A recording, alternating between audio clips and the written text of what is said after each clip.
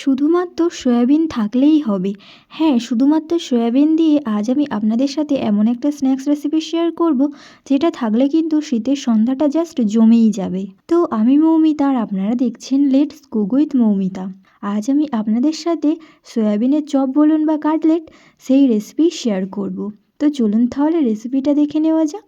প্রথমে এখানে একটা পাত্রে জল গরম হতে বসিয়ে দিয়েছি। জলটা খুব ভালোভাবে গরম হয়ে গেলে এর মধ্যে দিয়ে দেব এবার সয়াবিন। আর সয়াবিনটা পরিমাণে ছিল 100 গ্রাম। এটাকে এবার 5 মিনিটের জন্য এই গরম জলেই ভিজিয়ে রেখে দেব। 5 মিনিট পর দেখুন গরম জলটাকে শুষে নিয়ে সয়াবিনগুলো কিন্তু সুন্দরভাবে সিদ্ধ হয়ে গিয়েছে।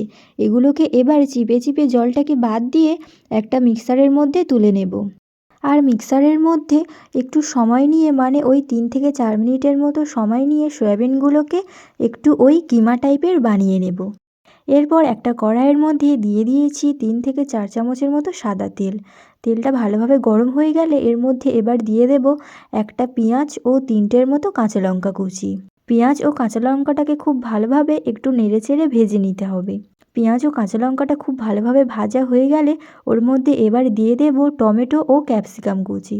আর টমেটো ও ক্যাপসিকামটাকে দিয়ে আবারও খুব ভালোভাবে নেড়েচেড়ে ভেজে নেব।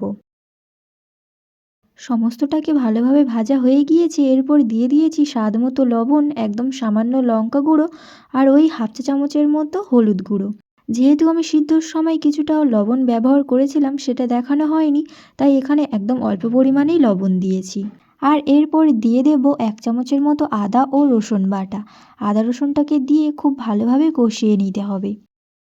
আর 1 থেকে 2 মিনিট পর এবার কালারের জন্য দিয়ে দেব কাশ্মীরি লঙ্কা গুঁড়ো।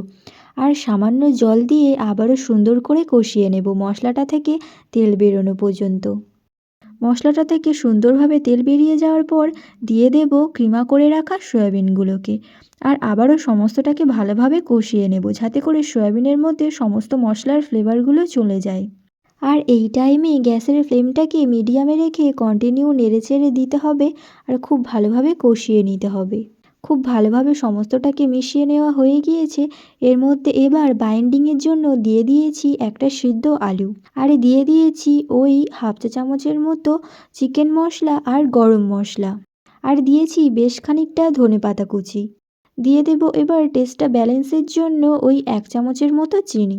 আর আবারও সুন্দর করে সমস্তটাকে কষিয়ে নেব। আর এই পুরটাকে প্রায় 4 থেকে 5 মিনিটের মতো সময় নিয়ে ভালোভাবে কষিয়ে নিতে হবে। 4 থেকে 5 মিনিট পর পুরটা কিন্তু পুরোপুরি রেডি। এরপর এর মধ্যে লাস্ট দিয়ে দেব 2 চামচের মতো পাতিলেবুর রস। ব্যাস, সয়াবিনের চপের জন্য পুরটা কিন্তু একদম রেডি। এবার চপগুলোকে গড়ে নেব। তাই এখানে আমি একটুখানি পুরটাকে নিয়ে হাতের মধ্যে গোল করে নিয়েছি আর একটা চপের আকারে গড়ে নিয়েছি। আপনারা আপনাদের ইচ্ছা অনুযায়ী যে কোনো আকারে চপগুলোকে গড়ে নেবেন। আর এখানে 1 চামচ কর্নফ্লাওয়ার ও 1 চামচ ময়দা দিয়ে একটা ব্যাটার গুলিয়ে রেখেছিলাম, সেই ব্যাটারের মধ্যে এবার কোট করে নেব। আর ওই ব্যাটার থেকে তুলে নিয়ে চপটাকে ব্রেড ক্রাম্বসে কোট করে নেব। দেখুন কত সুন্দরভাবে তৈরি হয়ে গেল। একই পদ্ধতিতে সব চপগুলোকে বানিয়ে নেব।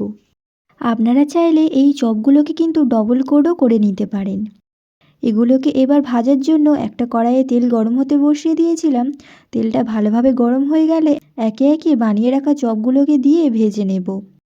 আর এই সয়াবিনের চপগুলোকে ভাজার জন্য প্রথমেই কিন্তু তেলটাকে খুব ভালোভাবে গরম করে নিতে হবে।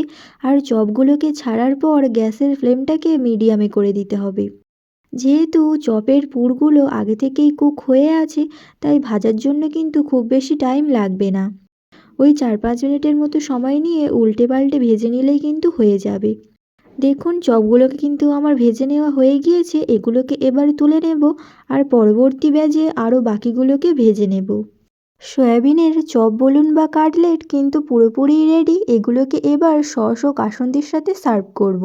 তো আপনারা কিন্তু অবশ্যই একবার এই রেসিপিটা ট্রাই করে দেখতে পারেন। আশা করি দারুণ লাগবে। আর এই রেসিপিটা যদি আপনাদের কাছে ভালো লেগে থাকে, তাহলে অবশ্যই কিন্তু আমাকে সেটা জানাবেন।